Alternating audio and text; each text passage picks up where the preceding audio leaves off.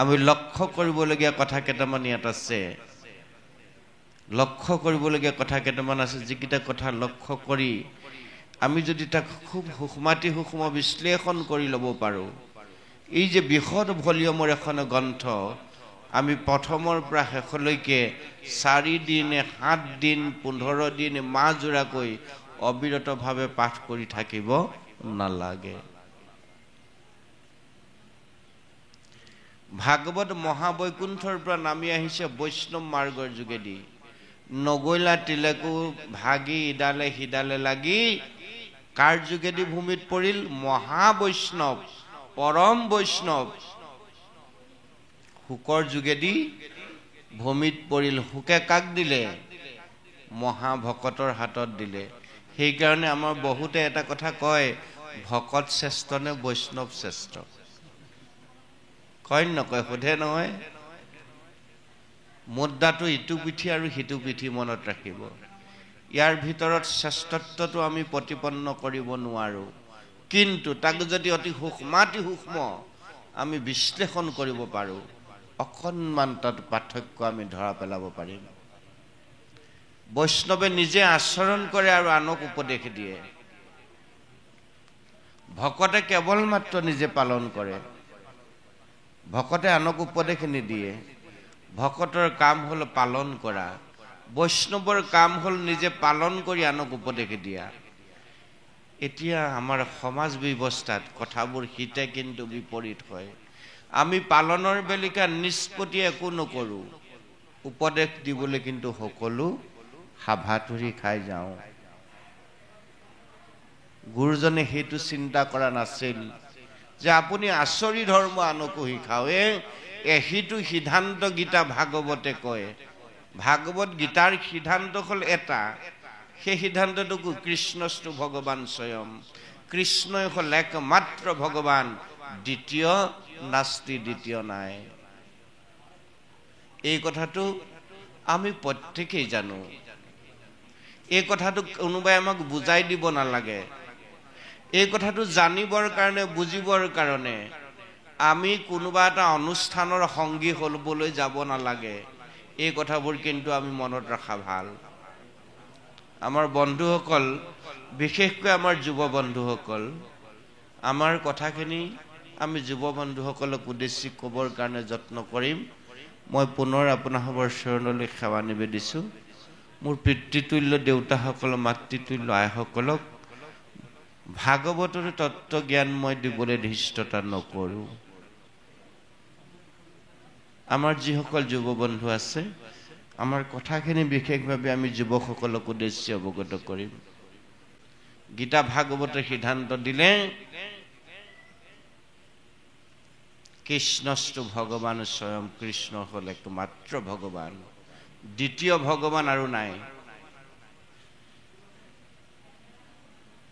প্ৰমাণ ভাগৱতৰ প্ৰথম স্কন্ধৰ প্ৰথম খিলাপাত।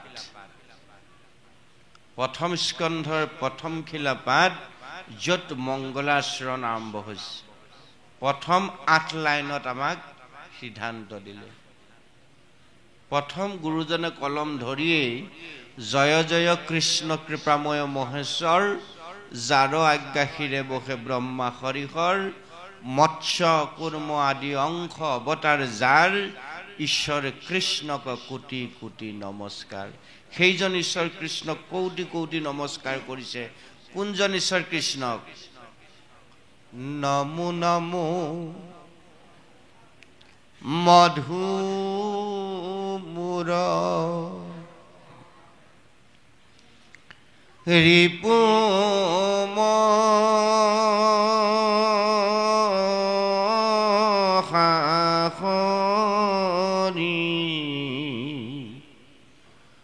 অন্ত্ৰযুত্ৰমতি হৈ যাক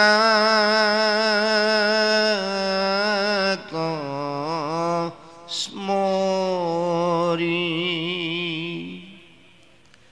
সমস্ত জগত উদ্ধাৰ ৰক যা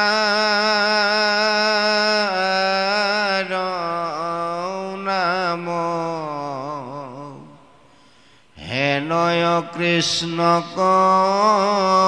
কৰু সহস্ৰ প্ৰণাম। ইয়াত কৃষ্ণৰ ব্যতিৰেকে বেলেগ এটা শব্দ কথা উল্লেখ কৰা নাই। কোনজন কৃষ্ণ? যিজন কৃষ্ণৰ আজ্ঞা অনুসাৰে সৃষ্টি কৰে ব্ৰহ্মা, পালনহাৰ বিষ্ণু অৰ্থাৎ হৰি, সংহাৰকাৰী ৰুদ্ৰ অৰ্থাৎ শিৱ, নিৰন্তৰ একেৰাহে সৃষ্টিত দায়িত্ব পালন কৰি আছে। জয় জয় কৃষ্ণ কৃপাময় মহেশ্বৰ, যিজন ঈশ্বৰৰো ঈশ্বৰ, মহাযোগ ঈশ্বৰ মহেশ্বৰ। মহেশ্বৰ মানে ইয়াত আমি যে ভাওনাত ওলাই শিৱ, সেই শিৱৰ কথা কোৱা নাই। কিন্তু এই কনচেপ্টকেইটা আমাৰ ক্লিয়াৰ হ'ব লাগিব। আমি যে শিৱ কথা কৈ থাকো, সেই শিৱ অৰ্থাৎ হৰ, সেই হৰক এই ভাগৱতৰ প্ৰথম কলমত মহেশ্বৰ বুলি কোৱা নাই। সেই মহেশ্বৰ নামনো শিৱই কেনেকৈ পালে, ইয়াৰো এটা বিস্তৃত কাহিনী আছে।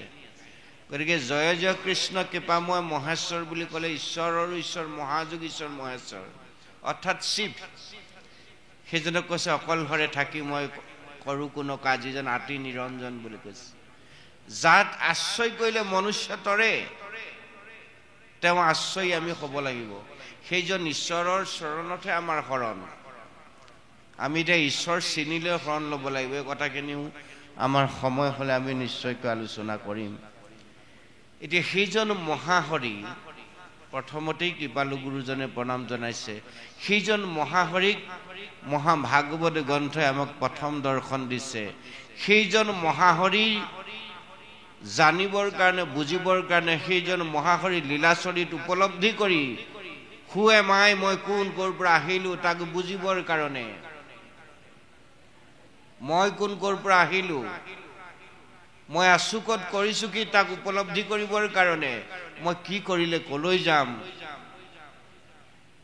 তাক বুজিবৰ জানিবৰ কাৰণে বৈষ্ণৱ মাৰ্গৰ যোগেদি মহাভাগৱত কল্পতৰু গ্ৰন্থ আমাক মৰ্ত্যলৈ আনি দিলে। সেই কৈছে নগৈলে তিলেকো ভাগি, ইডালে সিডালে লাগি, শুক মুখে আখি ভূমিত ভৈদা বিদিত। এনেকুৱা এখন শ্ৰেষ্ঠতম গ্ৰন্থ হ'ল শ্ৰীমদ ভাগৱত। ই মাহ প্ৰসাদ খোৱা, সকাম খোৱা শাস্ত্ৰ নহয়, ই খেলনা বস্তুও নহয়। আমি আৰু সুৰটো ভাল, কণ্ঠটো ভাল কাৰণে ভুলে শুদ্ধ সুৰ দি 4 দিন 7 দিন খুব চিঞৰি চিঞৰি মাতিম। সেই 4 দিন বা 7 দিন এই ভাগৱতত ধূপ বন্তি জ্বলাই তেল খৰচ কৰি সেৱা ধৰি থাকিম, তাৰপিছত আমি পাহৰি যাম। এনেকুৱা হ'ব নোৱাৰে। কীৰ্তন দশম ঘোষা ৰত্নাৱলী গীতা আৰু ভাগৱত, এই 6খন শাস্ত্ৰৰ সিদ্ধান্ত হ'ল এটা। এই 6খন শাস্ত্ৰত কৃপালু গুৰু দুজনৰ হাত আছে, বেলেগৰ নাই। কৃপালু গুৰু শংকৰদেৱ, বোৱাৰপুৰ মাধৱদেৱে 2খন গ্ৰন্থক আঁতৰ কৰি ৰাখি, যিহেতু এই 2খন বৈকুণ্ঠৰ শাস্ত্ৰ, গীতা হ'ল ভগৱন্তৰ নিজ মুখৰ বাণী, মহাভাগৱত হ'ল বৈকুণ্ঠৰ। বাকী যে 4 পুথি, 4 শাস্ত্ৰ, আমাৰ ধৰ্মৰ 4 পুথি, আপোনাৰ হ'ব যে সজাইছে ইয়াত 4 পুথি সজাইছে নে বেছি সজাইছে? 4। কিয় সজাইছে? আচলতে কি এই 4 ভাগ? গুৰুদেৱ নামভকত, শংখচক্ৰ গদা পদ্ম, কীৰ্তন দশম ঘোষা আৰু ৰত্নাৱলী, হয়নে? কোনে দিলে এইটো আৰ্হি? এই যে 4 আৰ্হিটো আমাক দিলে কোনে দিলে? কৃপাল গুৰু শংকৰদেৱে দিয়া নাই নে বোৱাৰপুৰ মাধৱদেৱে মণিকাঞ্চন সংযোগ কৰি? কিহৰ কাৰণে দিলে?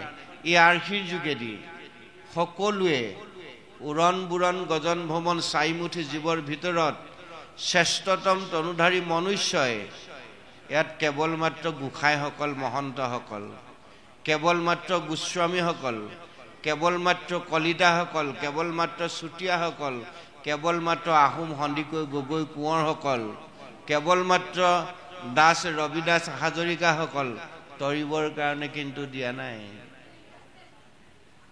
এই যে উপাধিবোৰ আছে, উপাধিবোৰ খাটনিয়াৰ, মই অলপ আগতে কৈছোঁ, কলিতা, দত্ত, মহন্ত, গোস্বামী, এইবোৰ হ'ল মত্যৰ উপাধি। আপুনি মই যে বহি আছোঁ এজন এজন, মই লোহিত সন্দিকৈ, তেখেত ৰমেন দত্ত, তেখেত আমুক কলিতা, নহয়নে বাৰু, তেখেত আমুক মহন্ত, এই যে উপাধিবোৰ, এইবোৰ মত্যৰ উপাধি।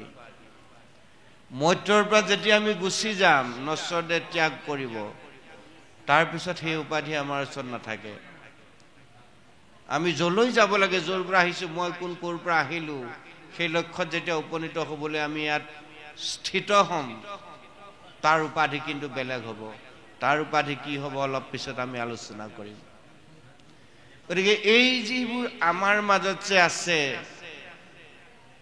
উচ্চ নিচ, ভেদাভেদ, কিৰাত কছাৰী খাচু গাৰুমৰী যৱন কংক গোৱাল, অসম মলুক ধোবা তুৰুক কুবাচ মলেচ চান্দাল, আনু নানা জাতি কৃষ্ণ সেৱকৰ সংগত প্ৰবৃত্ত হৈ, এই মহামন্ত্ৰ আমাক কোনে দিলে? কৃপাল গুৰু শংকৰদেৱে। য'ত নাথাকিব জাত্যাভিমান, য'ত নাথাকিব উচ্চ নিচ, য'ত নাথাকিব ধনী দুখীয়াৰ প্ৰভেদ, য'ত নাথাকিব উচ্চ শিক্ষিত নিম্ন শিক্ষিতৰ প্ৰভেদ, য'ত এমফিল বহি থাকিব, এমফিল মাষ্টাৰ অফ ফিলচফাৰ, য'ত বহি থাকিব অস্বাক্ষৰিত অৰ্থাৎ চহী কৰিব নোৱাৰা কৃষক বনোৱা চহা, যিখন ৰভাত একেলগে একেখন মঞ্চত একে শাৰীত সেই উচ্চ শিক্ষিত ব্যক্তিজন, এমফিলাৰজন, মাষ্টাৰ অফ ফিলচফাৰজন আৰু একেবাৰে কৃষক বনোৱাজন, সেইখন সমাজ আমাক কৃপালু গুৰুজনে দি থৈ গ'ল আজিৰ পৰা 550 বছৰ আগত, যাক আপোনাভাৱে সত্ৰ নামে নামাকৰণ কৰি লৈছে বুধবাৰী সত্ৰ। কোনোবাই এই ভাগকে পবিত্ৰ গুৰুগৃহ নামঘৰ হিচাপে লৈছে।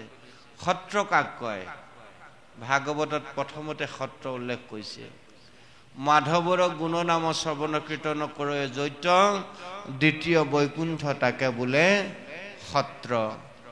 য'ত কেৱল মাত্ৰ মোৰ প্ৰাণবন্ধু কৃষ্ণদেৱৰ, অন্যৰ কথা আহিব নোৱাৰিব প্ৰভুসকল আইসকল।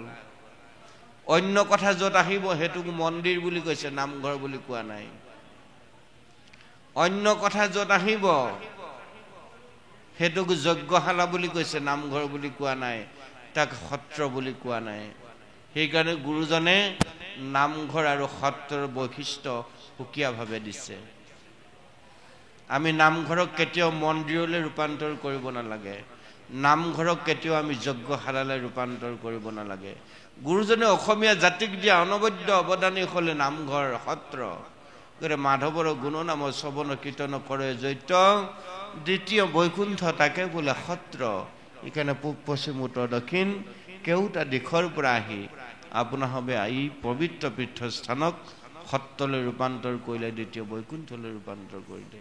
আৰু এই দ্বিতীয় বৈকুণ্ঠত যাৰাসকলে নিজক সাঁতোৰাবলৈ সক্ষম হ'ল, এতিয়াও অসংখ্য লোক আছে এই নাজিয়া অঞ্চলত। এই বুধবাৰী সত্ৰৰ আশে পাশে হয়তো তেওঁলোকে এই 3 দিনত এই স্থানত তেওঁলোকৰ চৰণ দিবলৈ সক্ষম নহ'বও পাৰে। যাহাৰ আছে পুণ্য অসংখ্যাত, শিখে আশে পাতে কাণ কৃষ্ণৰ কথাত।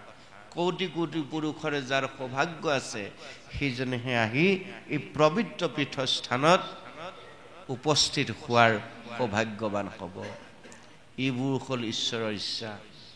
গতিকে এই কিছুমান সূক্ষ্মাতি সূক্ষ্ম কথা আমি যেতিয়ালৈকে উপলব্ধি কৰিব নোৱাৰিম, অনুভৱ কৰিব নোৱাৰিম, বুজিবলৈ যত্ন কৰিব নোৱাৰিম, তেতিয়ালৈকে আমাৰ সমাজৰ পৰা এই কিছুমান কথা, উচ্চ নিচ যিটো ভেদাভেদ, এইটো আমাৰ মাজৰ পৰা কোনোদিন আঁতৰি নাযাব। এই উচ্চ নিচ ভেদাভেদটো আমাৰ মাজৰ পৰা কোনোদিন আঁতৰি নাযাব। আমাৰ মাজৰ পৰা শ্ৰেণী বৈষম্য কোনোদিন আঁতৰি নাযাব। আমাৰ মাজৰ পৰা অহংকাৰ কোনোদিন শেষ হৈ নাযাব।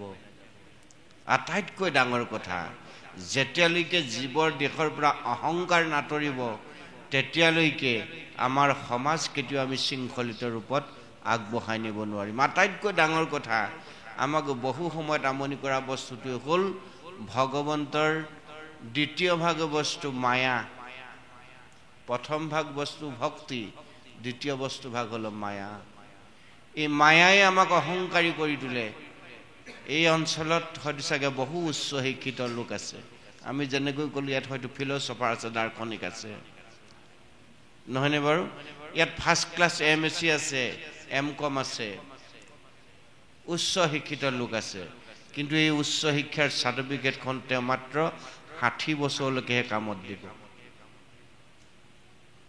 60 বছৰৰ পাছত সেই যে কেকুৱা নাঙলটো লৈ কাষে পাতে থকা খেতি কৰা সহাব কৃষকজনৰ লগত একে শাৰীতে ৰাখি দিব 60 বছৰৰ পাছত 60 বছৰৰ পাছত যি সৌন্দৰ্যৰ অহংকাৰত অহংকাৰী হ'ল উচ্চ শিক্ষাই অহংকাৰীজনৰ কথাটো বেলেগেই সৌন্দৰ্যৰ অহংকাৰ যাৰ যাৰ আছে দেখিবলৈ ধুনীয়া 60 বছৰৰ পিছত সেই সৌন্দৰ্যই তেওঁক লগ এৰা দিব সেই ছাল হুতুৰা হুতুৰ পৰিব যিসকল আপচু বুলি ভাবিছিলে সেইসকলৰ হাইতে বহি পৰৱৰ্তী জীৱনটো তেওঁ ঠেলা হেঁচাকে পাৰ কৰিব লাগিব 60 বছৰৰ পিছত যাসকলৰ কোটি টকা বেল বেলেন্স আছিলে আটাইতকৈ ধনী মানুহ সেই ধনো তেওঁ খাওঁ বুলিলে খাব নোৱাৰিব নিজৰে উপাৰ্জিত ধন লওঁ বুলিলে কিবা এটা ল'ব নোৱাৰিব 60 বছৰৰ পিছত সেই ধনেও তেওঁ কামত নিদিব গোটেই ধনখিনি তেওঁ দেশত হুমুৱাই দিলেও তেওঁ যিটো ব্যাধি লগ ল'ব সেই ব্যাধিৰ পৰা হয়তো তেওঁ পৰিত্ৰাণ নাপাব ব্যাধিৰ মহৌষধ হ'ল এই মহাভাগৱত গ্ৰন্থ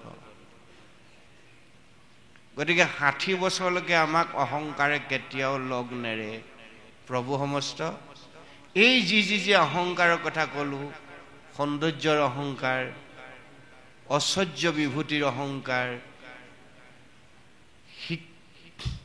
শিক্ষাৰ যিটো অহংকাৰ এই মুখ্য অহংকাৰৰ বোৰৰ পৰা আমি কুমাৰৰ কালৰ পৰা যাতে পৰিত্ৰাণ লৈ থাকিব পাৰো তাৰ উপায় আমাক ভাগৱতে দিছে সেইকাৰণে আমি ভাগৱতৰ আশ্ৰয় হ'ব লাগে আমি যে কৈছো ভাগৱতৰ ওচৰলৈ কিয় আহিব লাগে যুৱ বন্ধুসকল আমাক যাতে এই মুখ্য অহংকাৰবোৰে বান্ধি প্ৰকৃত মানুহ হোৱাৰ পৰা আমাক বিচলিত কৰিব নোৱাৰে তাৰ কাৰণে আমি ভাগৱতৰ আশ্ৰয় হ'ব লাগে তাৰ কাৰণে আমি কৃষ্ণৰ কাষলৈ আহিব লাগে কৃষ্ণ সকলোৰে আকৰ্ষক কৃষ্ণই সকলোকে কৃপা কৰিব আৰু ভগৱন্তৰ কৃপাৰ কাৰণে আমি অহোৰাত্ৰ যত্ন কৰিব লাগে অহোপুৰুষাৰ্থ কৰিব লাগে ভগৱন্ত কৃপাৰ সাগৰ দয়াৰ সাগৰ কৰুণাৰ সাগৰ যাৰ কৃপাৰ কাৰণে সৃষ্টিকৰ ব্ৰহ্মাই অহনিশে প্ৰাৰ্থনা কৰি আছে যাৰ কৃপাৰ কাৰণে সংহাৰকাৰী ৰুদ্ৰই অহনিশে কৃপা প্ৰাৰ্থনা কৰি আছে আৰু আপুনি মই সাধাৰণ মনুষ্যই অকণমান শিক্ষা আছে কাৰণেই শিক্ষা নথকা সকলক মানুহেন জ্ঞান কৰিবলৈ টান পাওঁ অকণমান ধন টকা পইচা কেইটামান আছে কাৰণেই নিধনীসকলক ধন টকা পইচা নথকা সহায় কৃষকসকলক মানুহ বুলি জ্ঞান কৰিবলৈ টান পাওঁ ইয়াতকৈ আমাৰ কাৰণে দুখৰ আৰু তাপৰ কথা একো হ'ব নোৱাৰে আপোনালোকৰ ইয়াত হৈছে বুলি মই কোৱা নাই এইটো আপোনালোকে ভাবি নলব আমাৰ গোটেই সমাজ ব্যৱস্থাটো তেনেকুৱা কলুষিত হৈছে আপোনালোকে আমি যিখন সমাজৰ কথা নাচাওঁ অসমতো এতিয়া সমাজ বুলি ক'বলৈ আপোনাৰ মোৰ আঙুলিয়ে হিচাপ কৰি শেষ কৰিব নোৱাৰো পাৰিম জানো নিতৌ সমাজ সৃষ্টি হৈছে আগতে এখন গাঁৱত এটি নামঘৰ এতিয়া গাঁওখনত 4টি নামঘৰ সেই 4টি নামঘৰত কেইটি খেল 8টা খেল এতিয়া 8খেলীয়া নামঘৰ আছে তাৰমানে খেল 8টা সেইকাৰণে 8খলীয়া নামঘৰ আগতে এখন গাঁৱত মাত্ৰ এটি নামঘৰ এতিয়া কেইটি নামঘৰ 4টি তাতে 8টি খেল আগৰ দেউতাসকল ককাসকল ইমান উচ্চ শিক্ষাৰে শিক্ষিত নাছিল আছিল জানো তথাপি মাৰ বান্ধি থিয় হ'ব জানিছিল গাঁওখনৰ ঐক্য একতা প্ৰজন্মক দি থৈ যাব লগা যিটো ধাৰা তাৰ যাতে বিনষ্ট হ'ব নোৱাৰে কোনো কালে আপুনি মই ক'ৰ পৰা ইয়াত বসবাস কৰিছো নহয় আমি একেখন নাৱৰে যাত্ৰী আমি একেলগে যাম একেলগে কাম কৰিম আমাৰ চিন্তা এক হৈ যাব আমি এটা চিন্তাৰে গতি কৰিম গাঁওখনৰ একতা আমি বিনষ্ট হ'বলৈ নিদিওঁ কিন্তু আজিকালি হ'ব জানো সেইটো কথা নহয় এতিয়া যিমানেই উচ্চ শিক্ষিত হৈছে সিমানেই সমাজ জৰ যিটো একতা এইটো ভাগি ঠান ঠান বান হৈছে পিছে আজি 550 বছৰৰ পৰা আমি ভাগৱত পঢ়িয়ে আছো নহয় একেখনেই ভাগৱত কথা একেখিনিয়েই বুজাত কেনেকৈ বুজিছো ডাঙৰ কথাটো হৈছে এতিয়া সেইটো প্ৰথম স্কন্ধৰ পৰা দ্বাদশ পৰ্যন্ত একেখিনি কথাই কৃপালু গুৰুসকলে ইয়াত দি ৰাখিছে কিন্তু আমাৰ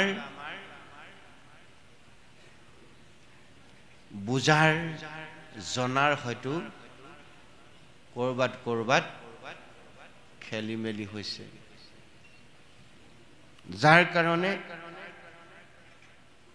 আমাৰ মাজত থাকিব লগা ভাতৃত্ববোধ আমাৰ মাজত থাকিব লগা শান্তি সম্প্ৰীতি আমাৰ মাজত থাকিব লগা মানৱতাবোধ এইবিলাক আমাৰ মাজৰ পৰা খাই গৈছে আমাক সেইকেইটা বস্তুৱে গ্ৰাস কৰি দিয়ে যিকেইটা বস্তুৰ পৰা সৰ্বক্ষণে আমাক আঁতৰি থাকিবলৈ কৈছিলে কোনকেইটা কাম ক্ৰোধ লোভ মোহ মদ মাচুৰ্য ঈৰ্ষা অসূয়া তিৰস্কাৰ অহংকাৰ পৰচৰ্চা পৰনিন্দা পৰপীড়ন শোষণ নিষ্পেষণ ইত্যাদি এইকেইটা হ'ল মায়াৰ পুত্ৰ কলিৰ লগত সংগম হৈ সৃষ্টি হোৱা ঘোৰ কলিযুগ মায়াৰ লগত সংগম হৈ সৃষ্টি হোৱা এইকেইটাৰ পৰা আমাক আঁতৰত থাকিবলৈ কৈছিল তাৰ বিপৰীতে ভক্তিৰ লগত সংযোগ হোৱা পুত্ৰকেইটাৰ লগত আমাক থাকিবলৈ কৈছিল আমাক মানে জীৱাত্মাক ভক্তিৰ লগত কাৰ সংযোগ হৈছিল যিজন কৃষ্ণৰ কথা আমি এতিয়া আলোচনা কৰি আছো সেইজন কৃষ্ণ আৰু কেইদিনমানৰ পিছত কংসৰ কাৰাগাৰত বসুদেৱ দৈৱকীৰ আহ্বানত ধৰাধামলৈ অৱতৰণ কৰিব সেইজন কৃষ্ণ আমাৰ প্ৰত্যেকৰে ঘটে ঘটে আছে আত্মা ঈশ্বৰক লাগ প্ৰত্যক্ষ সততে পাই নপায় জানে তাংক অবিদ্যা কোনখিনি কাম ক্ৰোধ লোভ মোহ মদ মাচুৰ্য ঈৰ্ষা অসূয়া তিৰস্কাৰ অহংকাৰ পৰচৰ্চা পৰনিন্দা পৰপীড়ন এই অবিদ্যাখিনি থকাৰ কাৰণে সেই কৃষ্ণক আমি সততে দৰ্শন নাপাওঁ আজিৰ পৰা 550 বছৰলৈ আগৰ পৰা এই একেখন ভাগৱত আমি পঢ়ি আছো অসমৰ এনেকুৱা এটা নামঘৰ নাই এনেকুৱা এখন সত্ৰ নাই য'ত ভাগৱত কথা শ্ৰৱণ কীৰ্তন হোৱা নাই য'ত পাঠ আৰু পৰ্যালোচনা নোহোৱাকৈ থকা নাই কিন্তু আমাৰ মন মগজুৰ কিন্তু অলপো পৰিৱৰ্তন ঘটা নাই ক্ৰমান্বয়ে ভোগবাদ আৰু বস্তুবাদৰ পাছে পাছে আমি আসক্ত হৈ গৈ আছো সোমাই গৈ আছো কেৱল লাগে নেলাগে পাছত আমি যাব পৰা হোৱা নাই যিখিনি আমাক ক্ৰমান্বয়ে বেয়াৰ ফাললৈ কলি গাহে আমাক ক্ৰমান্বয়ে বেয়াৰ ফাললৈ নি আছে আমি পঢ়িব লাগে কাৰণে ভাগৱত পঢ়ি আছো অনুষ্ঠান কৰিব লাগে কাৰণে লাখ লাখ টকা খৰচ কৰি প্ৰতি বছৰে ইটোৰ পিছত সিটো অনুষ্ঠান কৰি আছো বেছি দূৰলৈ চাব নালাগে উদাহৰণ চাওঁ বুলি আমি প্ৰত্যেকে অকণ নিজে চাই দিলে হ'ল কালিৰ পৰা আজিলৈকে আপোনালোকে চাওক আমি কেনেকৈ কৰিব লাগিছিলে কৰ্মবোৰ কৰিছো কেনেকৈ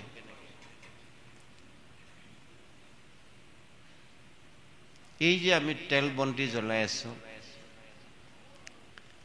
ভগৱন্ত তেল বন্তি সেই বটল ভৰত যে দিছো আমি বটলৰ তেলটো খাওঁনে কোনোবা দিন এই টিঙৰ তেলটো আমি আনি খাওঁনে কোনোবা দিন নিশ্চয় খোৱাৰ বেলেগে আমি নাখাওঁ জানো আমি ময়ূৰ ধাৰা ইঞ্জিন খাওঁ ভগৱন্তক কি দিওঁ তেল নামবোৰ আপুনি চাগে মই নাজানোৱে সেই বটলৰ সৰু তেলটো দে বুলিহে কওঁ দোকানীকে কাক দিছোঁ যিজনে আমাক সৰ্বক্ষণে নিয়ন্ত্ৰণ কৰি আছে যিজনে আমাক সুবুদ্ধি সুচিন্তা সুচেতনা জীৱনৰ অমৃত দায়িনী মহামন্ত্ৰ দি আমাক জীপাল কৰি ৰাখিছে তেওঁক পূজা অৰ্চনা কৰোঁতে আমি কি তেলকণ দিছোঁ আৰু নিজে খাবৰ বেলেগে কি তেলকণ খাইছে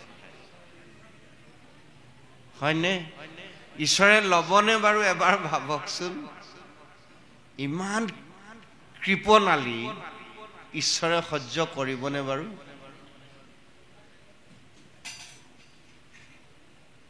ৰাতিক দিন কৰি ঈশ্বৰক ভজিছো নহয় গাইছো নাম তেল দিয়াই বন্তিৰ তেল দিয়ে আছো ইমান কৃপণালী ঈশ্বৰে সহ্য কৰিবনে বাৰু আমি এই কথাবোৰ উপলব্ধি কৰোঁনে কেতিয়াবা মানে দেখাক দেখি কৰি আছো আৰু বছৰ বছৰ কৰিব লাগে কাৰণে মই কিবা কথা এটা আপোনালোকক মাত্ৰ মনত পেলাই দিছো আপোনালোকে বৰ জোৰকে ধৰি নল'ব কথাটো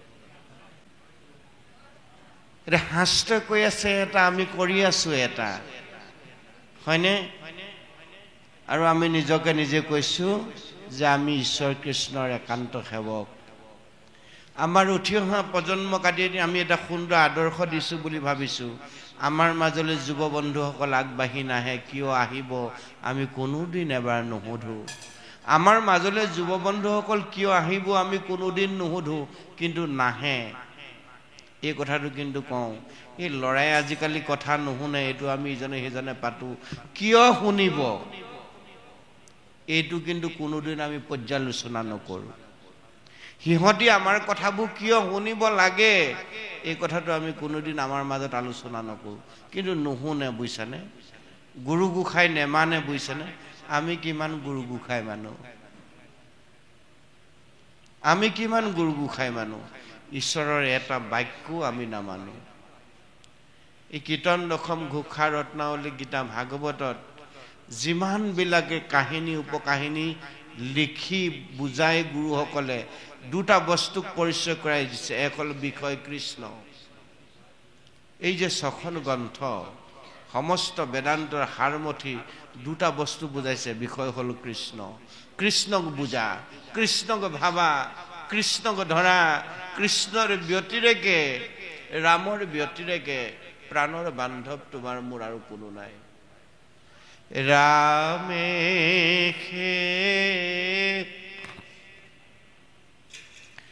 জীয়ন ৰামে প্ৰাণ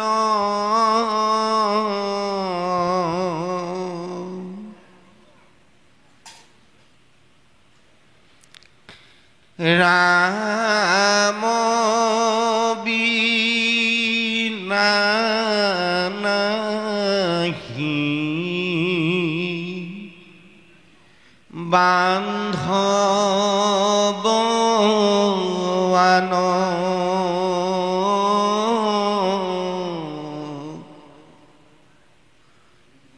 ৰামে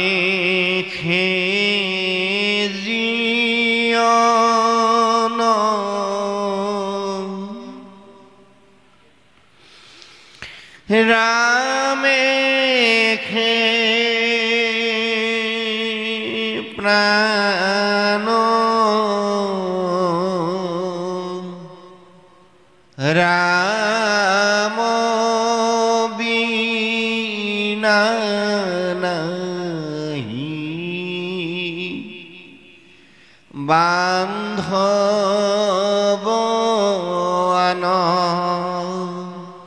অলপ লিখিলে নে কীৰ্তনত কি পালো গুৰুজনে সেই ৰাম আমাৰ প্ৰত্যেকৰে ঘটে ঘটে আছে আত্মাৰাম ইয়াত দশৰথৰ পুতেক শ্ৰী ৰামচন্দ্ৰৰ কথা কোৱা নাই সেইজন ৰামৰ কথা কৈছে যিজন আত্মাৰাম মুখে বোলা ৰাম ভাই হৃদয় ধৰা ৰূপ এতেক মুকুতি পাইবা কহিলো স্বৰূপ সেইজন ৰামক চিনাৰ কথা আমাক ভাগৱতে কৈছে সেইজন ৰামক যেতিয়া আমি চিনিম, কোন কোলা কোন বগা, কোন শকত কোন ক্ষীণ, কোন ওখ কোন চাপ, কোন ধনী কোন দুখীয়া, এইবোৰৰ মাজত কোনো ভিন্নতা নাথাকিব। সেইজন ৰামক চিনাৰ পিছত সেইজন ৰামৰ চৰণত যেতিয়া আমি নিজে বিক্ৰী হৈ যাম,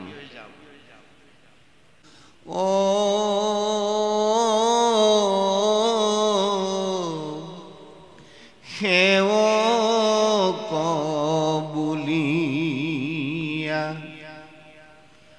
পালিউৰা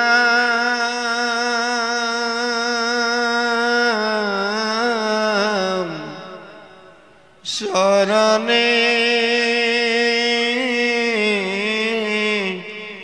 শৰণ লৈলো, তোমাত ভকতি নকৰি কৃপাল জনম বিফল কৈলো।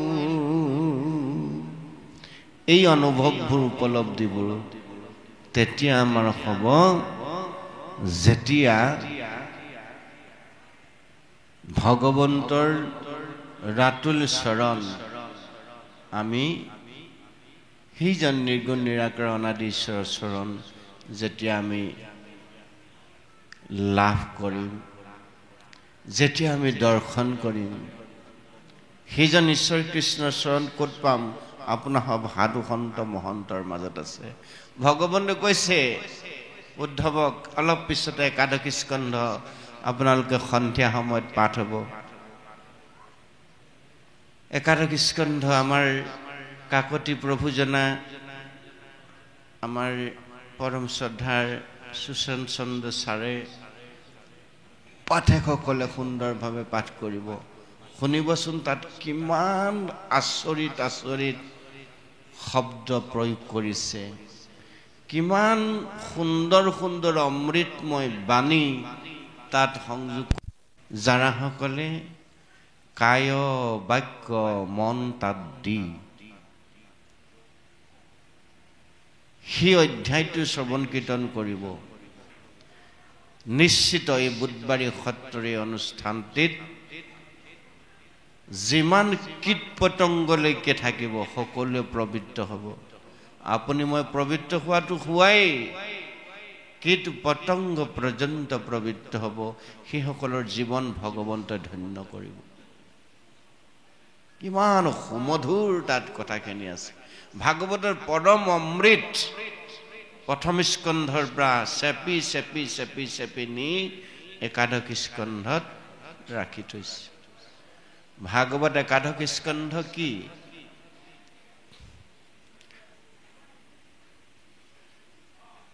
দুজন মানুহৰ কথা নেকি? নহয়, জীৱাত্মা আৰু পৰমাত্মাৰ কথা, হয়নে?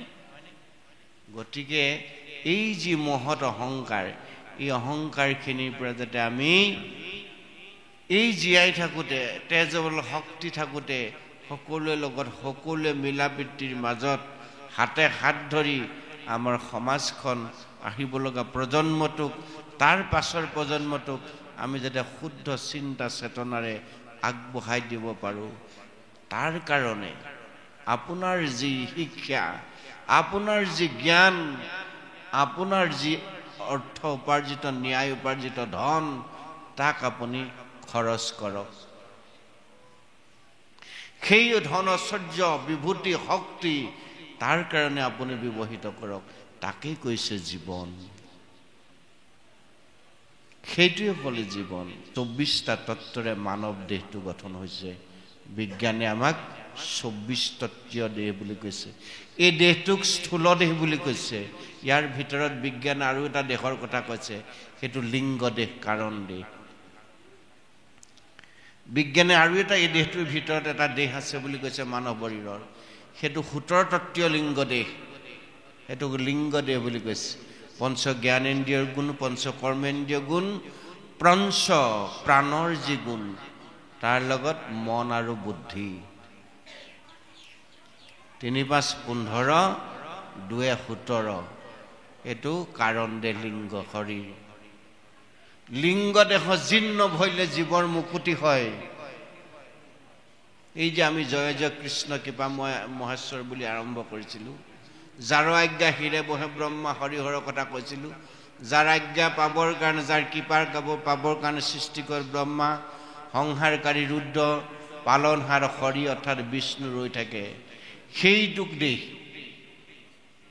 সেইটো দেহৰ কৃপা, সেইটো এই দেহটোৰ ভিতৰত সোমাই আছে। আৰু আমাৰ কামবোৰ চলাই থাকে সেই দেহটোৱে। বাহিৰত দেখা দেহটোৱে এনেদিন নচলায়, ভিতৰত থকা দেহটোৱে আমাৰ কামবোৰ চলাই আছে। আপুনি যে ঘৰৰ পৰা আহিলে, মই যে নিতাই পুখুৰীৰ পৰা আহিলোঁ, মই কালি ৰাতিৰ পৰা ভাবি আছোঁ কালিলৈ মই ইমান সময়ত তাৰ পামগৈ। ভকতসকল এনেকৈ বহিব, নামঘৰ ভাগি এনেকৈ থাকিব, আসন কি ভাগি এনেকৈ সজাব, প্ৰভুক এনেকৈ আবাহন কৰিব। এই যিটো পৰিকল্পনা, এইটো মই তাৰ পৰা দেখি আছোঁ। ভকতক গৈ মই প্ৰথমে এনেকৈ নমস্কাৰ কৰিম, ভকতক মই ঈশ্বৰ মূৰ্তিটো এনেকৈ দেখি মহাপ্ৰভু গোবিন্দৰ চৰণলৈ মোৰ মন প্ৰাণ সঁপি দিম, ভকতৰ পদৰণি মই এনেকৈ ল'ম। এই যে তাৰ পৰা মই দেখি আছোঁ যিটো দৃশ্য, এইটো কোনে দেখি আছে?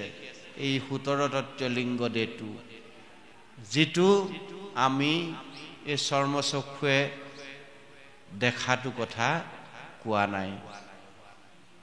ভাগৱত ধৰ্ম ধৰিলে কি হ'ব? জীৱ সংস্কাৰ হ'ব। শিক্ষকসকলে, গুৰুসকলে আমাক শিক্ষা দিব পাৰিব। আমি পুথিগত শিক্ষা, আধ্যাত্মিক শিক্ষা, ভিন্ন শিক্ষা আমি ল'ব পাৰিম। এই শিক্ষাবোৰ দিয়াৰ ক্ষেত্ৰখন হ'ল বিদ্যালয়, মহাবিদ্যালয়, বিশ্ববিদ্যালয়। তাত মহামহিষীসকলে, শিক্ষাগুৰুসকলে সেই শিক্ষা দি আমাক শিক্ষিত কৰি তুলিব পাৰিব। কিন্তু সেই শিক্ষাৰ লগত আমাৰ জীৱন যেতিয়ালৈকে আমি সংস্কাৰিত কৰিব নোৱাৰোঁ, সেই শিক্ষায়ো কিন্তু আমাক কামত নিদিব। মই সেইকাৰণে কৈছোঁ, বাৰে প্ৰতি যে এটা কথা কৈ আছোঁ, আমাৰ এই অহংকাৰযুক্ত এমফিলাৰ, মাষ্টাৰ অফ ফিলচফাৰ, দাৰ্শনিকসকল, MComসকল, MSCসকল, এই যে অহংকাৰ, এই অহংকাৰৰ পৰা আমাক আঁতৰাব পাৰিব একমাত্ৰ ঘৰখনে। কেনেকৈ? ঘৰখনত সেই বস্তুটো কিন্তু আমাৰ লাগিব প্ৰভু মস্ত। ধন টকা পইচা আপোনাৰ একো নাই, ডাঙৰ কথা নহয়। ধন আজি আছে কালিলৈ নাই, ধন আহিব গৈ থাকিব। ধনক লৈ আপুনি মই হাবাথুৰি খাব নালাগে।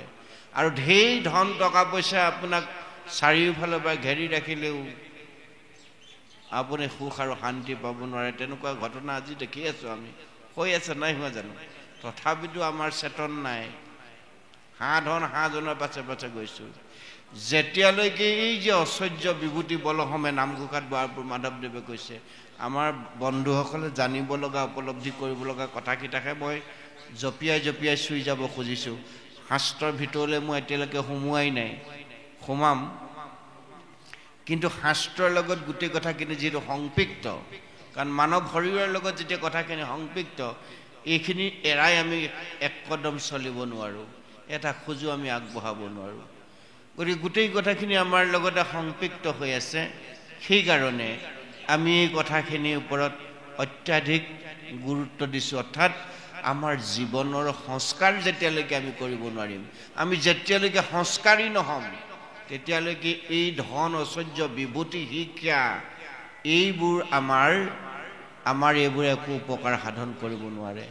গতিকে এই শিক্ষাগুৰুসকলৰ পৰা শিক্ষা আমি শিক্ষিত হ'ব পাৰিম, ভাল ভাল চাৰ্টিফিকেট লৈ আমি নাম কমাব পাৰিম, কিন্তু জীৱনৰ সংস্কাৰ আমি কৰিব নোৱাৰিম।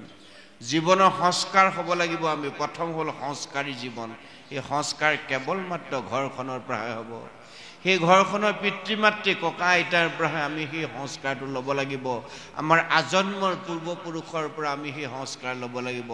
যাৰ ঘৰখনত সংস্কাৰ আছে, সেইখন ঘৰতহে সংস্কৃতি আছে আৰু যাৰ ঘৰখনত সেই পূৰ্ব সংস্কাৰ আৰু সংস্কৃতি আছে সেইখন ঘৰতহে সংস্কৃতিবান জীৱৰ অৰ্থাৎ প্ৰহ্লাদ ধ্ৰুৱৰ দৰে সন্তান সম্পদৰ সৃষ্টি হ'ব।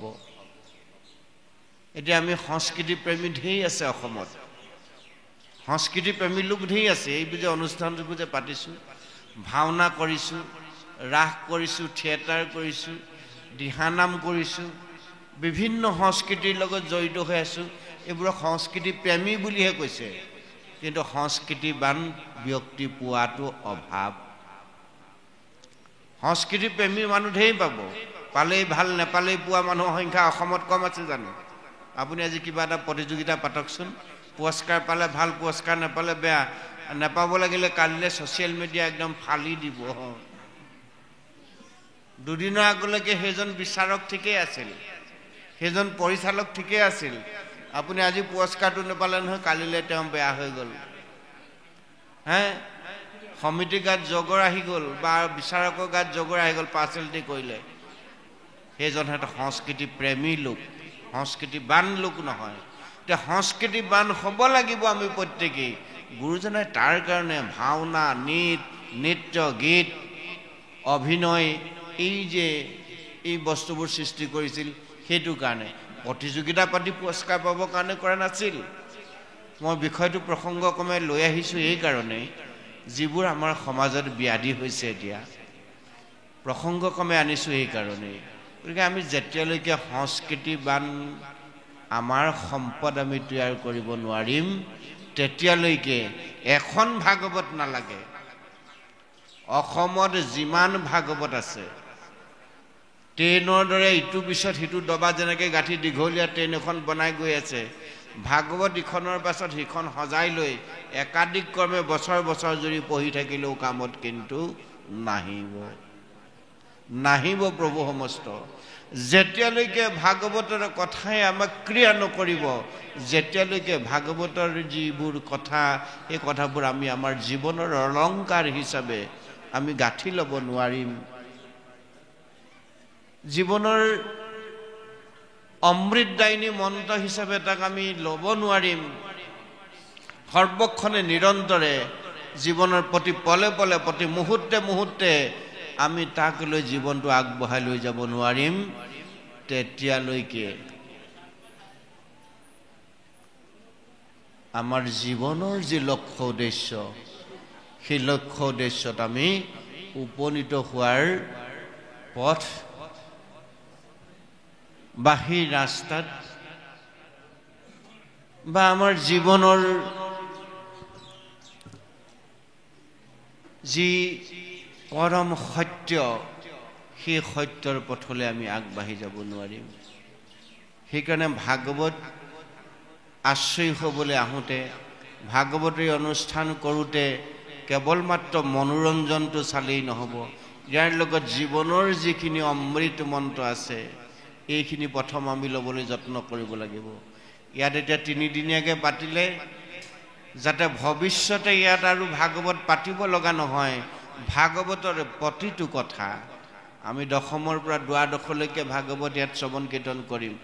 ভাগৱতৰ দশমৰ পৰা দ্বাদশলৈকে থকা প্ৰতিটো কথা আমি যাতে প্ৰত্যেকগৰাকী বুধবাৰী সত্ৰৰ সংগীয়ে, বুধবাৰী সত্ৰৰ লগত সংপৃক্ত হৈ থকা পৰম বৈষ্ণৱে জীৱনত লৈ বাট কৰি বাই যাব পাৰোঁ। এয়া আমাৰ আদৰ্শ হ'ব লাগিব। আমাক দেখি সকলোৱে সেই পথৰ পথিক হ'ব লাগিব। আহিব লগা প্ৰজন্ম সেইটো ৰাস্তাই যাব লাগিব। কি আছে দশমৰ পৰা দ্বাদশলৈকে? ভাগৱতৰ চূড়ান্ত মন্ত্ৰকেইটা তাতে বেকত হৈছে। আমি কৈছোঁৱেই ভাগৱত একাদশত এনেকুৱা কথা মথিত হৈছে যিখিনি কথাই আমাৰ মানৱ জীৱন ধৰাৰ পূৰ্ণ সাৰ্থকতা আমাক প্ৰদান কৰিব। তাত এইকেইটা কথা সংযোগ কৰি ৰাখিছে যে মই কোন ক'ৰ পৰা আহিলোঁ, মই আছোঁ ক'ত, কৰিছোঁ কি, মই কি কৰিলে ক'লৈ যাম, মই কোন, হু এম আই, মই ব্ৰহ্ম, অৰ্থাৎ অহম ব্ৰহ্মামি, মই ব্ৰহ্ম। নৰে ঈশ্বৰ নৰেশ্বৰ ঈশ্বৰ বুলি বেলেগকে আৰু নাই ঈশ্বৰ যে কৃষ্ণ দৈৱকী নন্দন চতুৰ্ভুজ ৰূপা কৃষ্ণ সেই কৃষ্ণ আমি প্ৰত্যেকেই সেইকাৰণে ভাগৱতক মহাভাগৱতলৈ ৰূপান্তৰ কৰাৰ কথা কৈ আছে এই ভাগৱতখনৰ আৰ্হিৰে আমাক মহাভাগৱতলৈ ৰূপান্তৰ হ'বলৈ কৈছে ভগৱন্তে কৈছে সমস্ত ভূততে মই ব্যাপী আছো হৰি সবাকো মাৰিবা তুমি বিষ্ণু বুদ্ধি কৰি বিষ্ণু বুদ্ধি মানে ঈশ্বৰ বুদ্ধি সমস্ত ভূতত ঈশ্বৰ আছে বিশেষকৈ মানুহৰ মাজত ঈশ্বৰ আছে আমি সমস্ত ভূতৰ কথাটো বাদ দিছো কীৰ্তনত গুৰুজনে উল্লেখ কৰিছে নাই কৈ জানো সমস্ত ভূততে মই ব্যাপী আছো হৰি সবাকো মানিবা তুমি বিষ্ণু বুদ্ধি কৰি কুকুৰ চিগা লগত ভৰু আত্মাৰাম জানিয়া সবাকো পৰি কৰিবা প্ৰণাম আমি সেই কথাকেইটা অলপ পাছলৈ থৈ দিছোঁ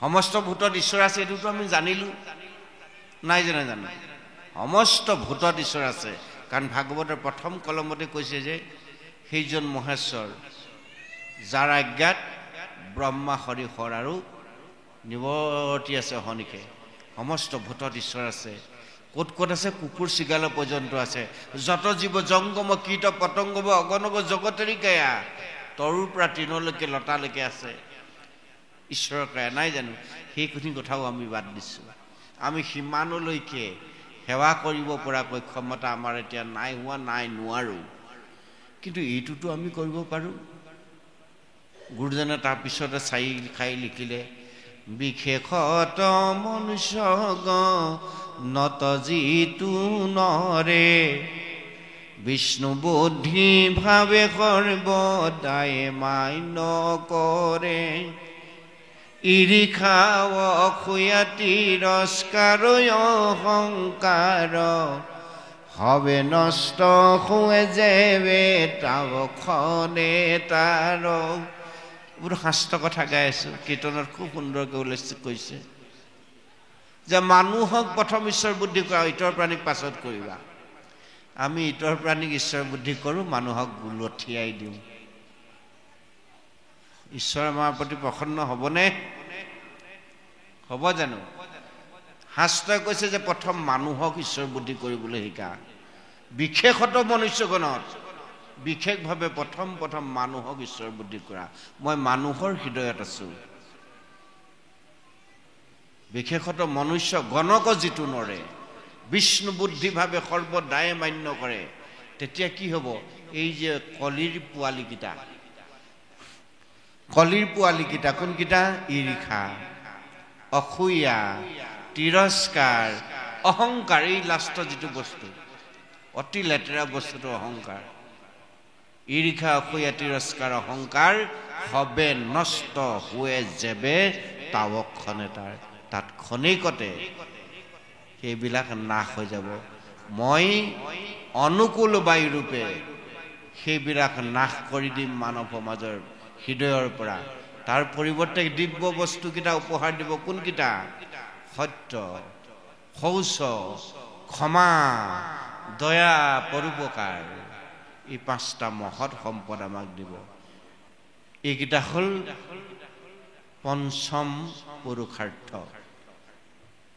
চতুবৰ্গ সাধনৰ নিমিত্তে এই পঞ্চম পুৰুষাৰ্থ ঈশ্বৰে আমাক হৃদয়ত প্ৰসৱ কৰি দিব কাৰ যোগেদি ভক্তিৰ যোগেদি আপোনাৰ যি ঈৰ্ষা আছিলে সেইদিনাৰ পৰা ঈৰ্ষা ভাৱ নাইকিয়া হ'ব যি অসূয়া আছিলে সেই অসূয়া ভাৱ নাইকিয়া হ'ব যি অহংকাৰ আছিলে মই ধনী ঐশ্বৰ্যশালী শিক্ষা সম্পদেৰে মই একেবাৰে পৰিপূৰ্ণ এইবোৰ নাইকিয়া হৈ গুচি যাব মই জীৱাত্মা মই পৰমাত্মাৰ অংশ সমস্তৰে লগত একাত্ম হৈ সুন্দৰৰ পৰা সুন্দৰ দিশে মোৰ জীৱনটো মই আগবঢ়াই লৈ যাব লাগিব এই চিন্তা উদ্মেগ ঘটাব আৰু সেই চিন্তা উদ্মেগ ঘটাই আমাক কি কৰিব সমাজৰ জ্যেষ্ঠজনৰ প্ৰতি অৰ্থাৎ পিতৃতুল্যজনৰ প্ৰতি শ্ৰদ্ধা ভক্তিৰ পৰিপূৰ্ণ এটা মন আমাক ঈশ্বৰে দিব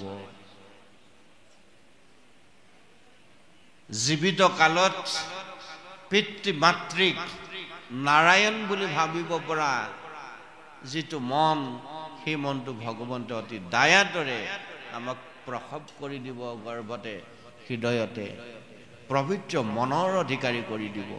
যেতিয়া আমাৰ মন পবিত্ৰতাৰে পৰিপূৰ্ণ হ'ব, মন যেতিয়া ভক্তিৰে উদ্বেলিত হ'ব, হৃদয়খন যেতিয়া ভক্তিৰে পৰিপূৰ্ণ হ'ব, এনেকৈ ভাগৱত পঢ়ি থাকিব লগা কিবা আছে জানো? নাই। ভক্তিপূৰ্ণ মনটোৱে কি কৰিব?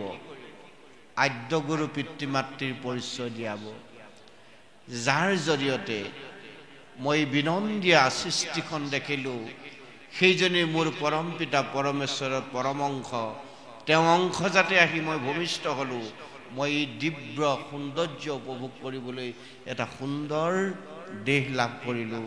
গতিকে প্ৰথম সেইজন পিতৃ, সেইগৰাকী মাতৃ মোৰ চিৰ নমস্য।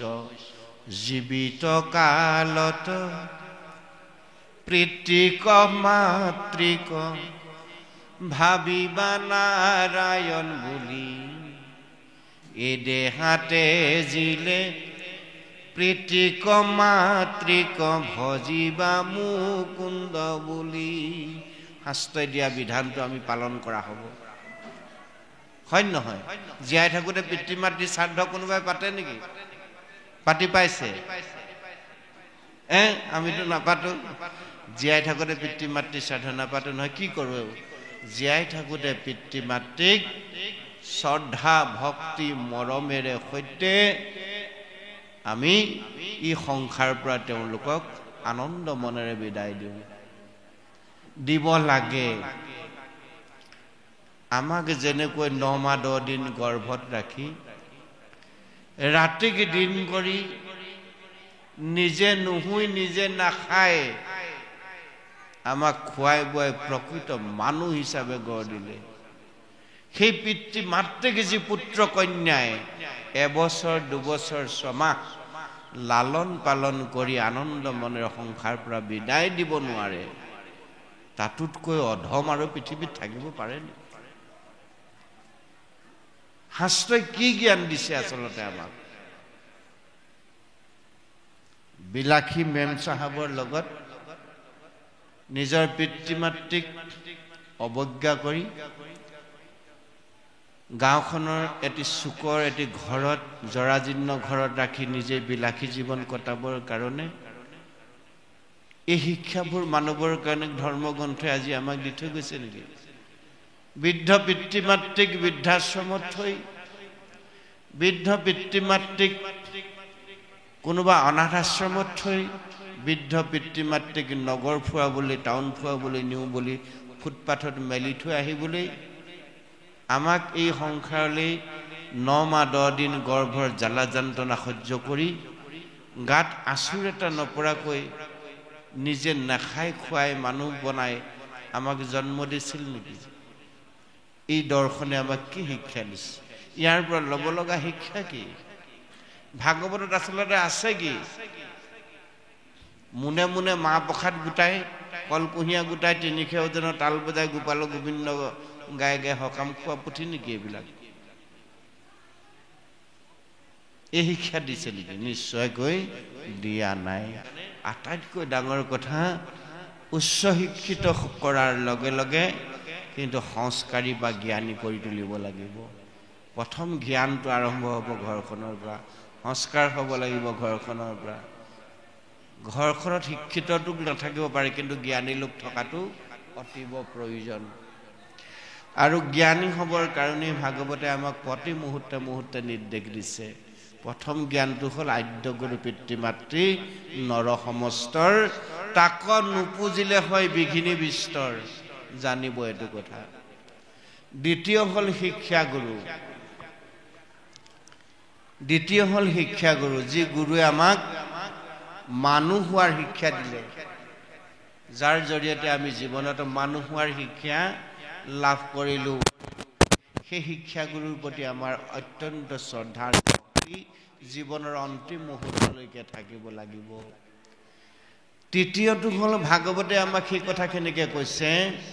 তৃতীয় হ'ল দীক্ষাগুৰু, অৰ্থাৎ শিক্ষাগুৰুৰ যোগেদি মানুহ হোৱা শিক্ষাৰ পোৱাৰ পিছত আমাৰ জীৱনটো পৰিশীলিত শৃংখলিত ৰূপত সজাবৰ কাৰণে যি নিজক জনা বুজাৰ যি শিক্ষা, সেই শিক্ষা আমি দীক্ষাগুৰুৰ পৰা ল'ব লাগিব।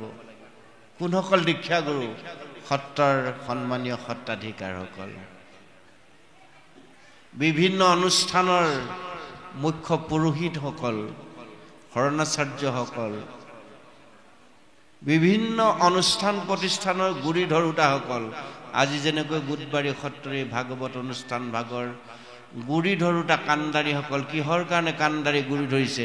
যে নিশ্চয় আপোনালোকৰ উদ্দেশ্য ইয়াত জড়িত হৈ আছে। আপোনালোকে প্ৰকাশ নকৰিলেও আপোনালোকৰ যি সতি সন্তান, আমি আমাৰ সন্মুখত দেখি থকা সতি সন্তানসকলৰ যিটো স্বভাৱ, যিটো পৰিৱেশ, তেওঁলোকক তাৰ পৰা কেনেকৈ মুক্ত কৰি আনিব পৰা যায়, কেনেকৈ এজন এজন আধ্যাত্ম পুৰুষ হিচাপে তেওঁলোকক গঢ় দিব পৰা যায়, নিশ্চিত আপোনালোকৰ লক্ষ্য আৰু উদ্দেশ্য সেইটো। কাৰণ ধন টকা পইচা আপোনাৰ হবে ঘটিছে, আমি ঘটিছোঁ। সেই ধন টকা পইচা সতি সন্তানক দিছে বিচৰাৰ লগে লগে, কিন্তু সেই ধন টকা পইচাৰ যোগেদি তেওঁলোকে জীৱনৰ যিখিনি সম্বল আহৰণ কৰিব লাগিছিল তাৰ গোটেই বিপৰীত কৰ্মখিনি কৰি নিজক মনুষ্যত্বৰ পৰা পশুত্ব হাৰিলে অৱনমিত কৰিছে। তাৰ পৰা কেনেকৈ পৰিত্ৰাণ পাব পৰা যায়, নিশ্চিত চিন্তা ভাৱনা এইখিনি আপোনাৰ হ'বৰ আমাৰ প্ৰত্যেকৰে। সেই উদ্দেশ্যে মহৎ অনুষ্ঠান আপোনালোকে গাঁঠি ধন খৰচ কৰি অনুষ্ঠিত কৰিছে। গতিকে এই শিক্ষাখিনি দীক্ষাগুৰুৰ যোগেদি আমি আমাৰ সতি সন্তানসকলক দিব লাগিব। তাৰ কাৰণে আপোনাভাৱে সেই সুদূৰ পাঠাচাৰ্যসকলক আমন্ত্ৰণ কৰি আনিছে যে কিবা কাৰণে কেনেবাকৈ সুমধুৰ কণ্ঠৰ যোগেদি কৃষ্ণৰ অমৃতময় প্ৰেম অমৃতময় বাণী তেওঁলোকৰ কৰ্ণপথে প্ৰৱেশ কৰোৱাই হৃদয়ত যাতে জংকাৰিত কৰিব পৰা যায়, হৃদয়ত যাতে কৃষ্ণক অংকুৰিত কৰি দিব পৰা যায়, হৃদয়ত যাতে কৃষ্ণক জাগ্ৰত কৰাই তেওঁলোকক কৃষ্ণ ভক্তিত উদ্বুদ্ধ কৰি দিব পৰা যায়। তাৰ কাৰণে আপোনাভাৱে বিচাৰি বিচাৰি সুন্দৰ কণ্ঠৰ অধিকাৰী ভক্তিৰ আধাৰ পাঠকসকলক আমন্ত্ৰণ কৰিছে। আমাৰ দৰে মহা অকিঞ্চনক, যি আমি এই আসনৰ যোগ্য নহয়, এনে অযোগ্যজনকো আপোনালোকে যোগ্যতাৰ আসন প্ৰদান কৰি অন্তত আমাৰ মুখেদি ওলোৱা দুই চাৰিটা কথা সেই উঠি অহা যুৱ প্ৰজন্মৰ লগত সংযোগ ঘটাই তেওঁলোকৰ জীৱন যাতে শৃংখলিত কৰিব পৰা যায়, তাৰ চিন্তাৰে বোধ হয় আপোনালোকে এই কাৰ্য সম্পাদন কৰিছে। আৰু আমিও মহাপ্ৰভুৰ চৰণত প্ৰাৰ্থনা জনাইছোঁ, আপোনালোকৰ যি লক্ষ্য, যি উদ্দেশ্য, গোবিন্দ মহাপ্ৰভুৱে পূৰ্ণ কৰক। আপোনালোকৰে চেষ্টা, আপোনালোকৰে কষ্ট যাতে অথলে নাযায়। আজি তাৰ ফল আপোনালোকে আমি নাপাব পাৰোঁ, অন্তত আপোনালোক আমি সংসাৰ ত্যাগ কৰি যোৱাৰ পিছত হ'লেও ২০ বছৰ পাছত আমাৰ আজিৰ সতি সন্তানে এই অনুষ্ঠান ২০ বছৰৰ পিছত তেখেতলোকৰ চিন্তাৰে ইয়াতকৈ আৰু উন্নত সংযোজনেৰে তেওঁলোকে নিশ্চয় পাছৰ প্ৰজন্মটোক এক আদৰ্শ হিচাপে দেখুৱাব পাৰিব। তাৰ কাৰণে আজিয়ে আমি প্ৰযত্ন কৰিছোঁ, নাই কৰানে? এনেকুৱা চিন্তা মানসিকতাই যেতিয়া আমি কাম কৰিম, এইভাবে হৈছে ঈশ্বৰৰ কৰ্ম। ইয়াৰ মাজতে ভক্তি জড়িত হৈছে। ভক্তি বুলি গোটাকৈ বস্তু এটা নাই, গোটাকৈ চেপেটাকৈ জুলীয়াকৈ ভক্তি বোলা বস্তু নাই। ভক্তি ইয়াৰ মাজতে অন্তৰ্নিহিত হৈ আছে। যেতিয়া শ্ৰেষ্ঠজনৰ প্ৰতি শ্ৰদ্ধা, সেৱা ভাৱ আমাৰ হৃদয়ত ৰাখিব পাৰি, তাতোতকৈ ডাঙৰ সম্পদ আৰু একো থাকিব নোৱাৰে। সেইকাৰণে তৃতীয় হ'ল দীক্ষাগুৰু, যিসকলে আধ্যাত্মিক দীক্ষাৰে প্ৰকৃত মানুহ হোৱাৰ যি শিক্ষা, সেই শিক্ষা আমাক প্ৰদান কৰিব।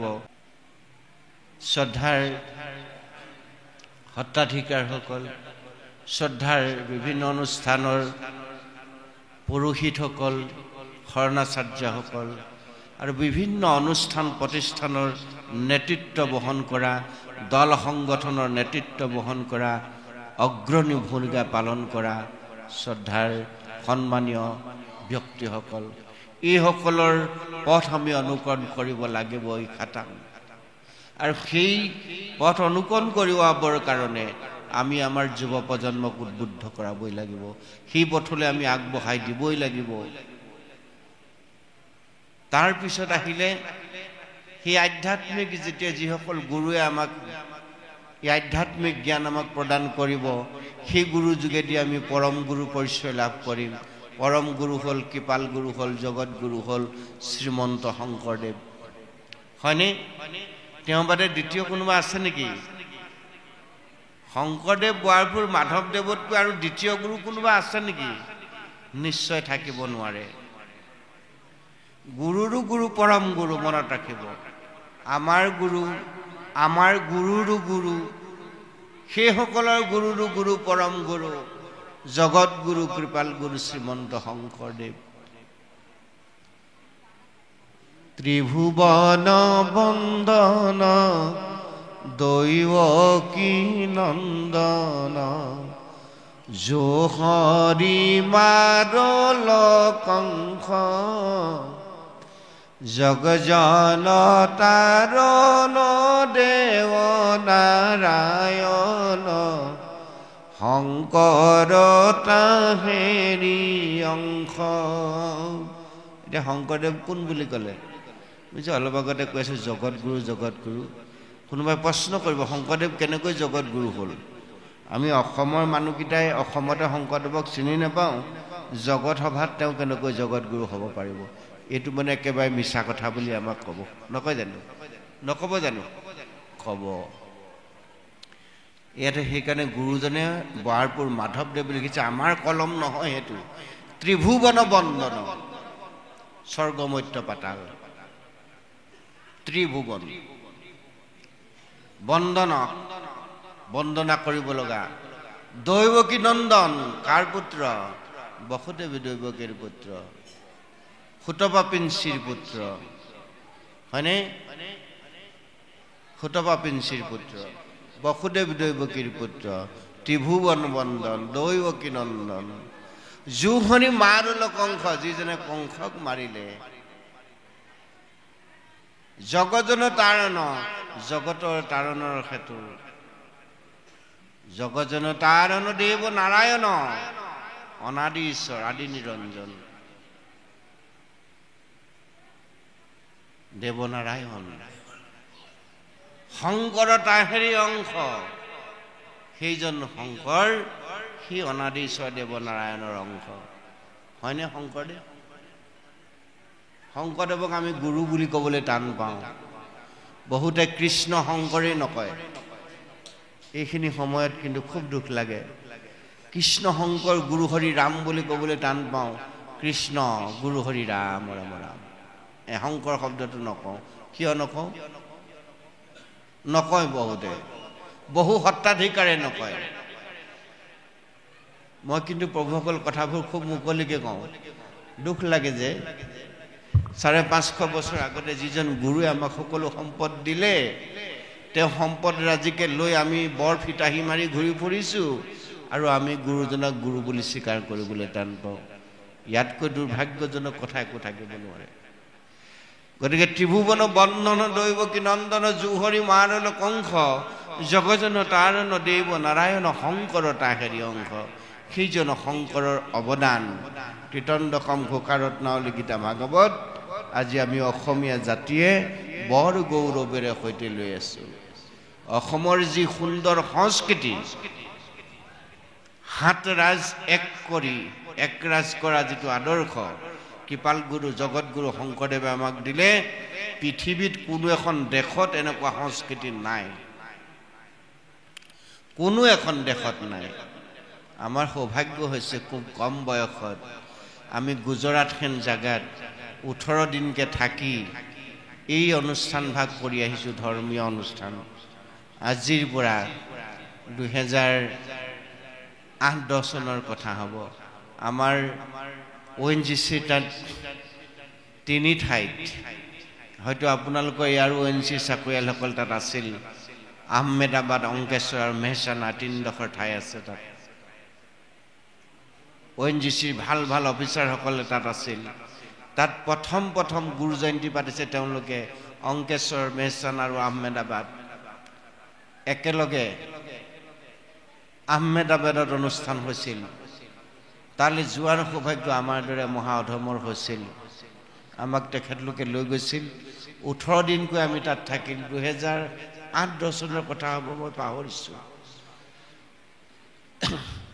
তাত তিনিওঠাই আমাৰ প্ৰবাসী অসমীয়াসকলে একত্ৰিত হৈ তিনিদিনীয়া দুদিনীয়াকৈ গুৰুজনাৰ জন্মোৎসৱ পাতিছে তাত তেখেতলোকে আদৰ্শটো দিব খুজিছে কিন্তু আমি ঘৰতে থাকি অন্ধলাই লক্ষীনাথ বেজবৰুৱাই কোৱাৰ দৰে গুৰুজনাক নিচিনা হলো আমি গৃহতে গুৰুজনাক গোটেই সম্পদবোৰ পাই আমি অন্ধলাই গুৰুজনাক নিচিনা হলো য'ত আম্বেদকাৰ ষ্টেডিয়াম আছে যিজনে ভাৰতৰ সংবিধান প্ৰণয়ন কৰিছিল সেই ষ্টেডিয়ামত তিনিদিনীয়াকৈ গুৰু জয়ন্তী মহাপৰিভৰে পাতিছিলে তেওঁলোকে